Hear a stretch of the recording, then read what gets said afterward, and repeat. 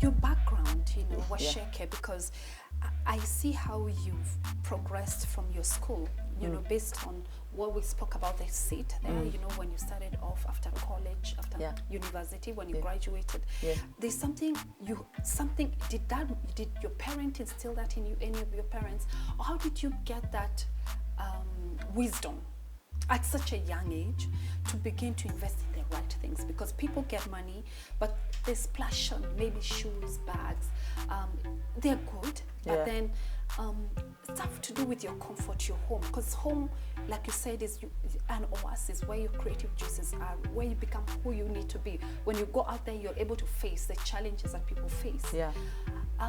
How did you get the wisdom at such a young age to invest in the right things, to know how to save?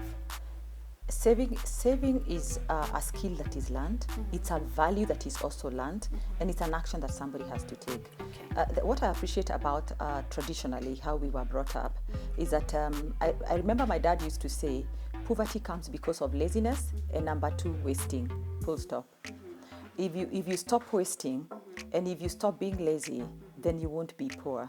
And as we grew up, I remember our parents, if you remain your food in the evening, you are going to eat it for breakfast for sure. You will not keep it away or whatever. And those days, there were no fridges.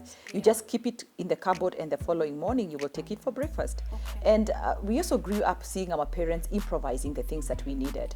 If your sister's dress became shorter, you would then hand me down. Or if something was longer, it could be reduced and made shortened for your height. Or if it became too short, it could be lengthened by additional material. So I love that. Yeah. So it's only translating the same concept of reduce, reuse, and recycle. This seat was made in the year 2000 when I was expecting my first child. And again, I've just been changing the upholstery and covering it. I've done it about 3 or 4 times now. The last time I did the covering, this was 2013, and if actually the wood craftsman came here to redo it. So they just redid the foam afresh, and then I got the fabric. Again, this fabric was on sale. I wait for sale. When you're going to buy something or to do something, and you don't want to compromise on quality, how can you save it? Yes. Like you said earlier, you better save it, buy something of quality, which is going to last you more than 20 years.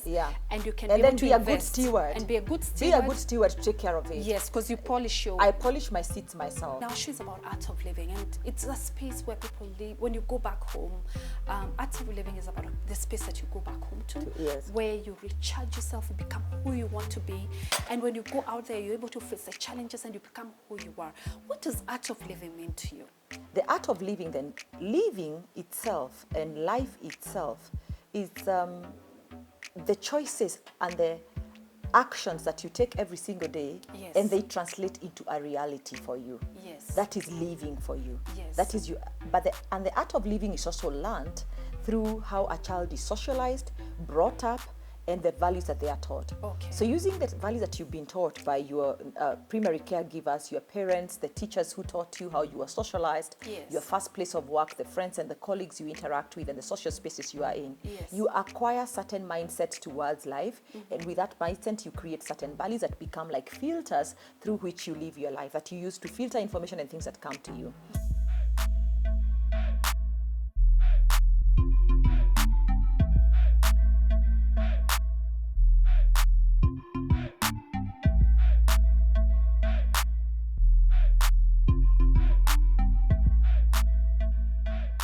Do people stick to their goals? Because one of the things I know is you need to have a vision board. What else? One of the way to be actively living, because we're talking about an art of living, for you to actively live, then you need to set goals that are meaningful to yourself. Not because you want to set a goal because you want to keep up with somebody else or because you want to be like so and so. And again, unfortunately, the media keeps holding certain images for individuals that they keep aspiring to, even when they are not that. Be authentic to yourself. Be true to yourself. Start where you are with what you have. So one of the things is that set goals that are meaningful to yourself. They are really meaningful to you, that you know why you are setting that goal. You know why it is important to you. Right. Because when a goal is very important to you, Yeah. that it means that you are saying yes to that goal. Yes. And we say when your yes is so strong Yes. and so meaningful, Yes. it will be impossible to say no.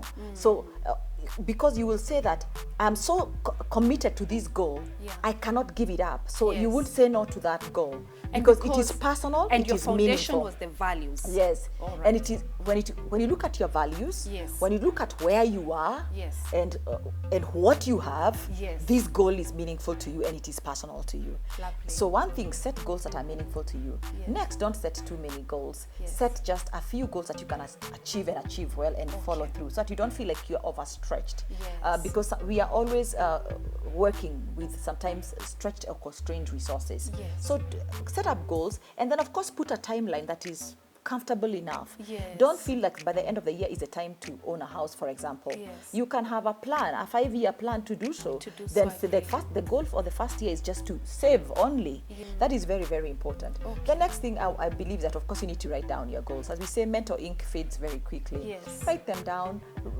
read them, remind yourself about those goals. I like to talk about the GPA, goal, plan, and action. Come up with a goal, develop a specific plan to pursue that goal, and then take action. Every day when you wake up in the morning, just ask yourself, what is the one thing that I could do to move me in the direction of my goal? Yeah. So these micro steps and incremental steps that you make, they're the ones that get you to your goal. to your main And that goal. is really what we call living. Yes. It means that the moment you set a goal, it means that you're actively living. You're actively living. Living your life. Yes.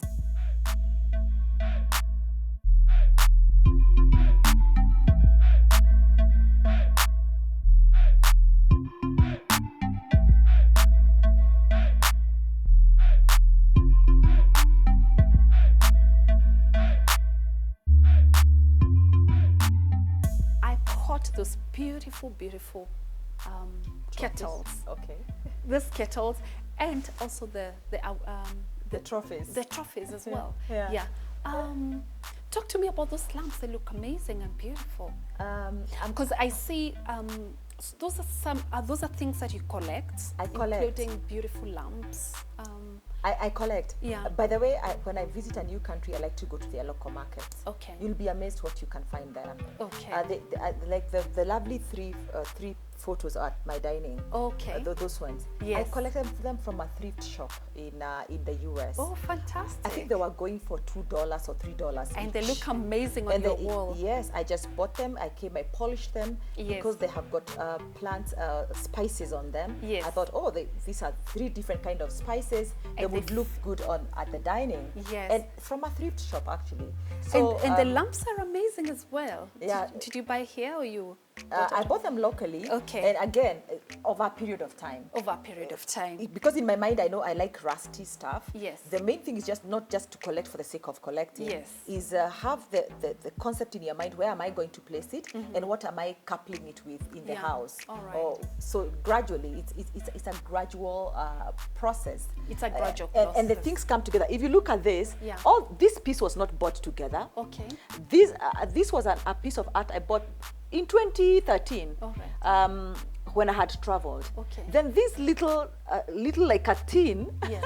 it's from a thrift shop also. Okay. Actually,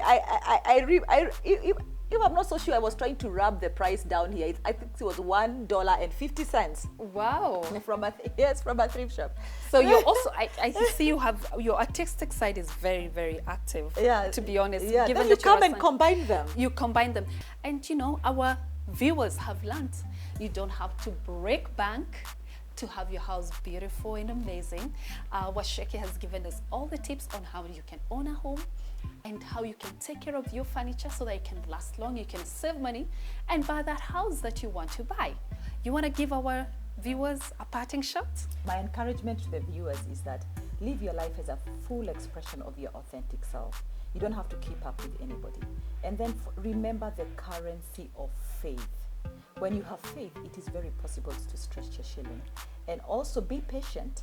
Everything takes time. There is always a process. And be content. Contentment is accepting, wanting, and appreciating what you already have. Fantastic. I love it. Until next time for another amazing episode of the Art of Living Show.